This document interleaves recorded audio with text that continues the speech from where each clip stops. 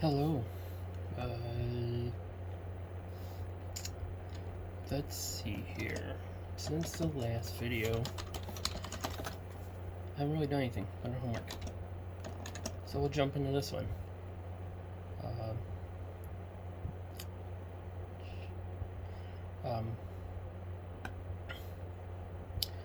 Is going to talk about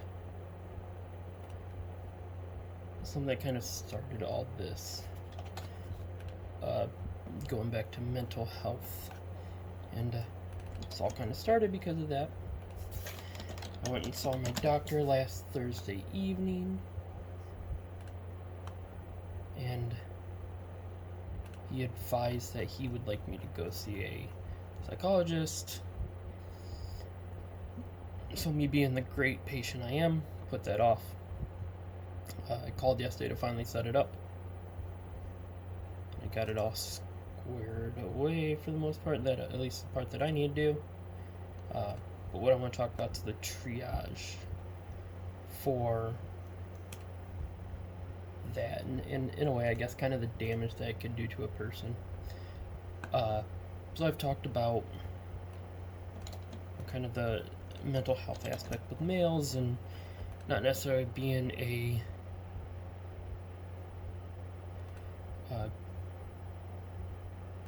proper way to handle mental health for most males. Because you have a doctor that'll tell you, you just got to deal with it, or you'll have whatever the case is. Kind of ran into a bunch of them. But for this, I'd like to talk about just the triage and my thoughts on that. So I guess I wasn't expecting what happened.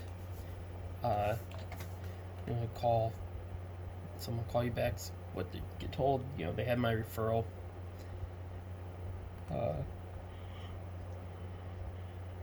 Excuse me.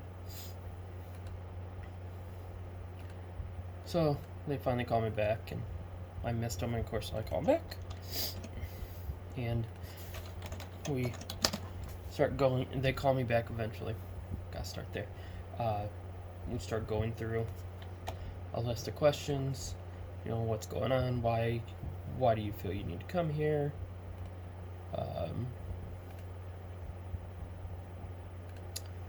What are you experiencing? So you can answer all those and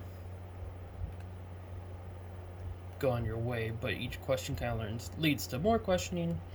You talk about if you're suicidal, or are you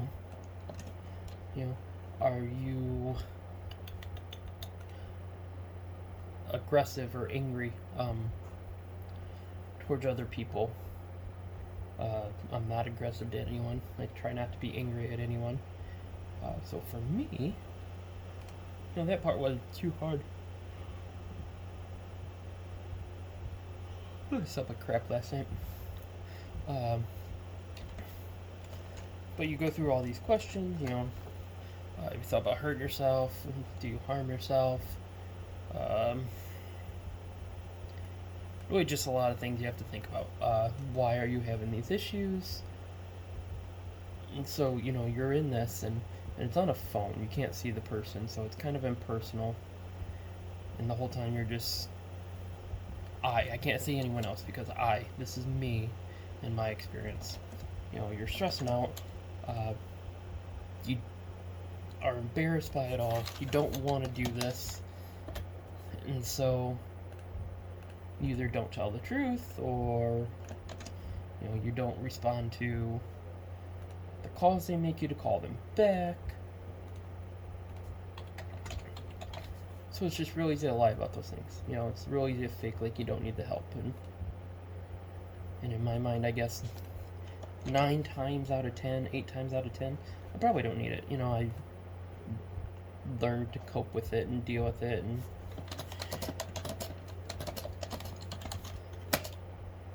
and that's just what it has been.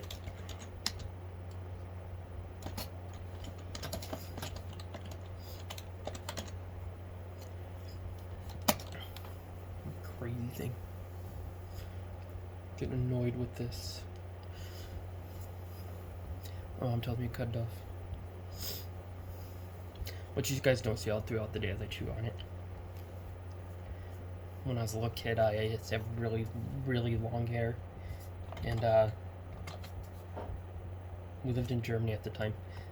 And I had really, really long hair. I don't know why I keep saying that. But I remember my parents making me get it cut off eventually because I used to chew on it. I remember them standing in my karate class in the back of the classroom as I'm chewing on my hair.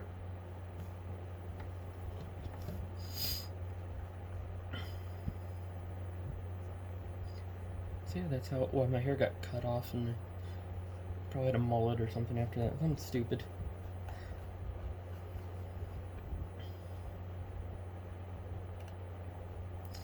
But back to the counseling psychologist. For me, I can't say that it was hard anymore. I mean, it was hard to, I guess, say that, this is what's going on. I need help with this. I try not to need help with anything.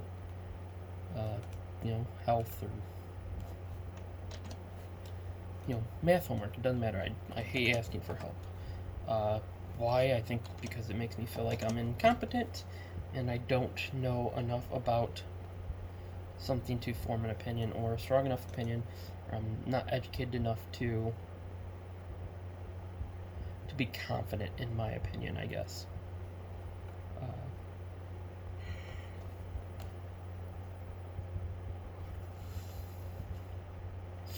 So what I always end up doing is just outsmarting, and I probably wasn't outsmarting anyone, but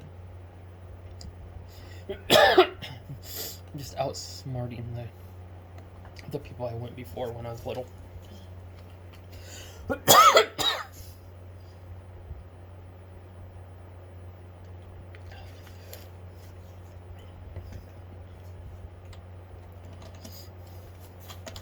When I went to counseling and stuff before,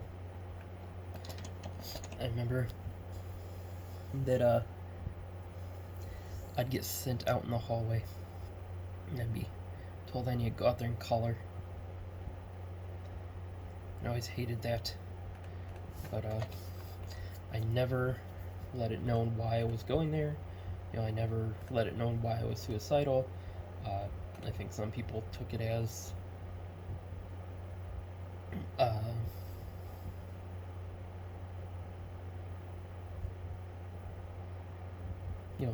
all the crap that was going on in my life, and I can't say that wasn't part of it.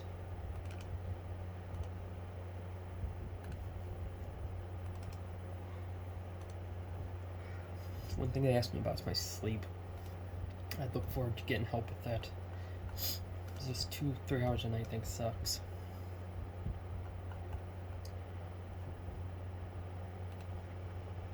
But yeah, with the triage thing, you're really just putting someone that's going through a hard time in a bad space of mind, potentially.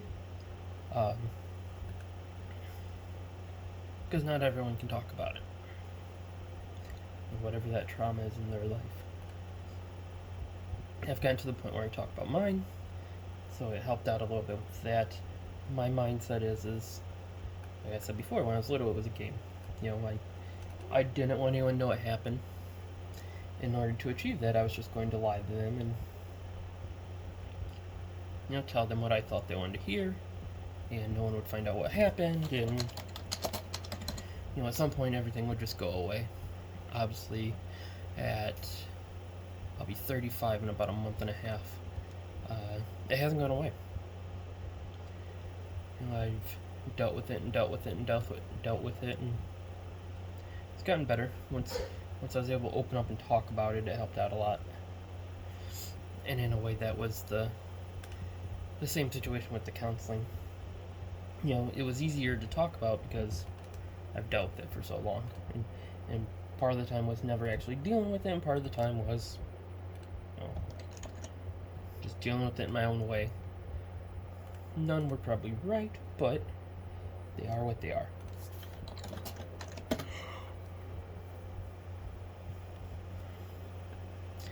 my biggest fear tends to be that, I can't be honest with these people.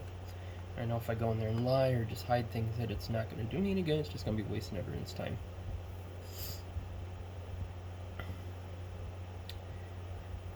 So in a way, you have to make yourself vulnerable. I have to, and that's extremely hard.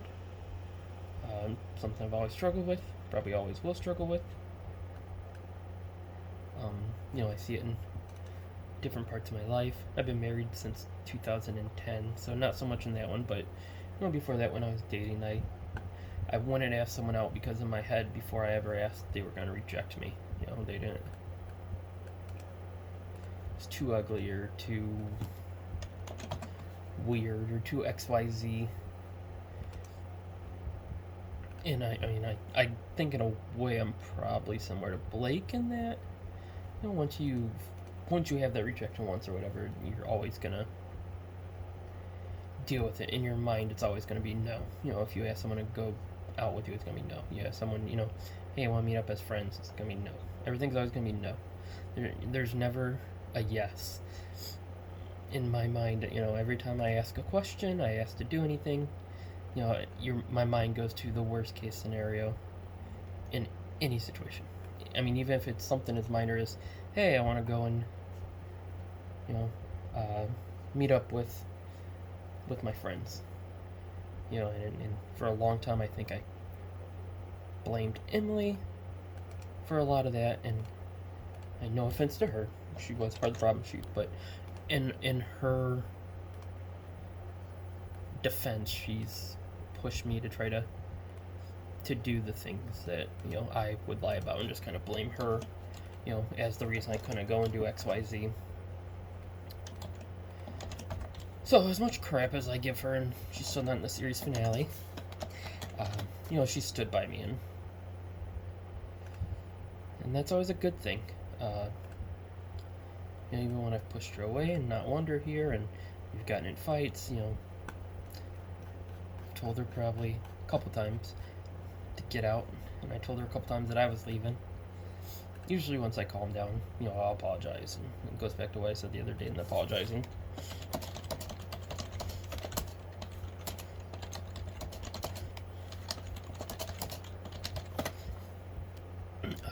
So yeah,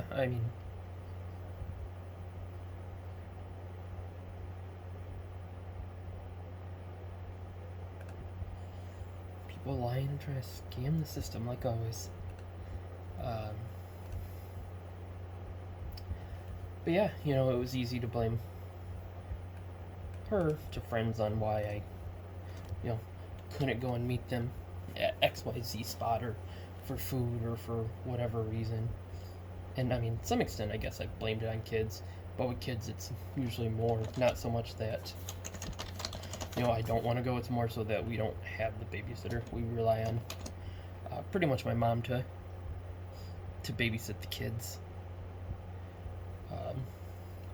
So, I try not to, you don't want to go to the well too many times, because that's when the well dries up, and, I'd rather have, the well semi-wet for 10 years than have a lot of opportunities to go and do stuff now, and then in a year the well's dried up because, either grandma's burned out or, we just can't do it anymore. So I try to spread it out. With this trip that kind of started in the first video for these, we talked about going to Rome, and Grandma, although it cost me, Grandma decided that she would keep them so Emily and I could go and enjoy our trip. I talked about we're not going to fight on this trip, and I'm going to do my best to not have that, and maybe Emily and I sit down with a couple of ideals to eliminate some of the issues we've had in previous trips together. Whether it's just compromising what each of us want to do, or what we want to eat for dinner. And this is a cruise, so there'll be American food and Mediterranean food, and we'll have a chance to eat things we've never had before. So that's good. But Emily and I are both very picky eaters. We don't eat fish. don't eat most stuff for that matter. Um, looking at what Mediterranean food is, I don't know if they're big on pork or not, but one thing I did see is fish. They're big on seafood and fish, and we don't do that. Don't do most of that, but yeah, so there's that. I'm just, I mess around a lot and I talk crap about her on Facebook and everything else, but despite that, Emily's a better person than I make her out to be most of the time. Most time. 99.5% of the time. The other half, I'm probably an asshole. That's 100%.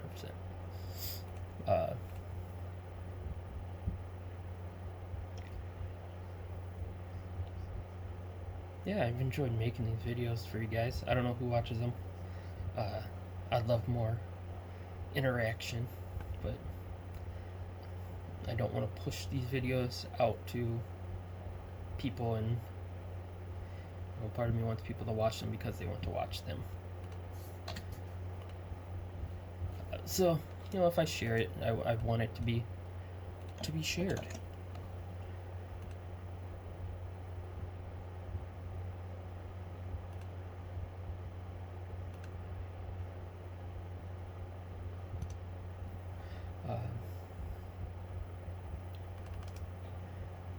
All the videos are public, so they're out there for people to watch.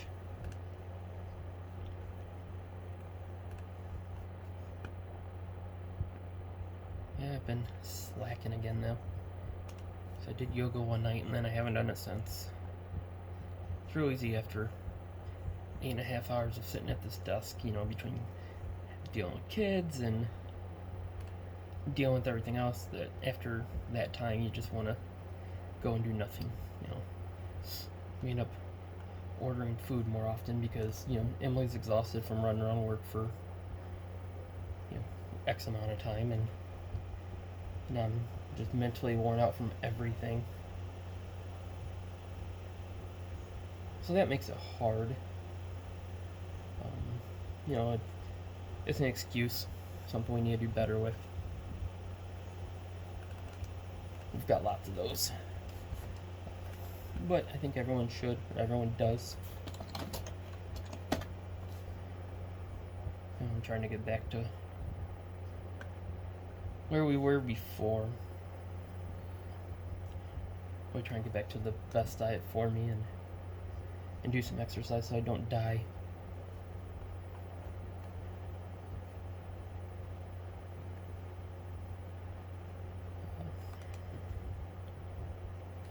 Yeah. I don't really feel like knowing where else to go with this video, so I may just be ending it, but I'm hoping to get some videos with the kids, because I think, for me at least, those are fun. I don't know if people like them or not. Once again, I care, but I don't care. But these videos are for me.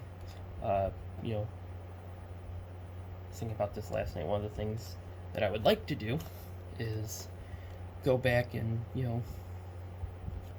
X amount of time, be it 500 days, 300 days, 600 days after the cruise, whatever, and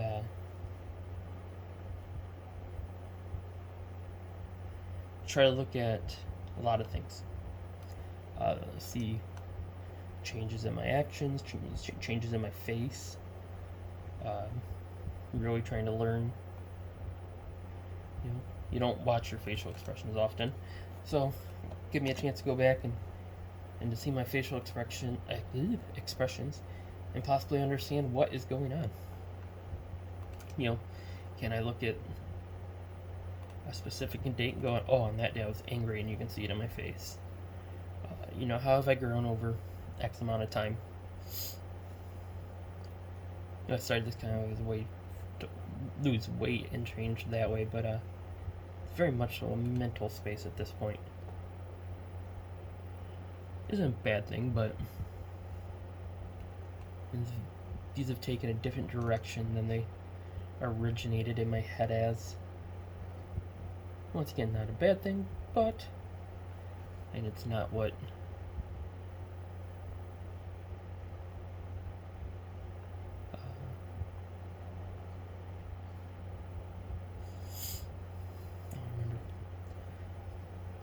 So yeah, I don't know. Maybe you'll see me tomorrow. Maybe not. Time will tell. Talk to you guys later. Be good people. Bye.